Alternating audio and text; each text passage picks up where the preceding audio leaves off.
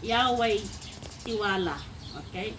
Mapalad ang taong kay Yahweh nagtiwala. So, kahit nga saon da tayo, no adati pa nagtalip tayo kinaapo Diyos. Kahit nga saon da tayo kat mapalad or nagasat. Amen.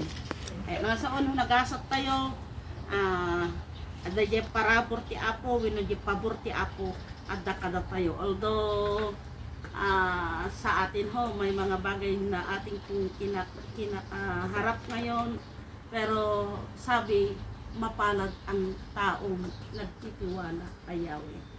Amen. Mapalad.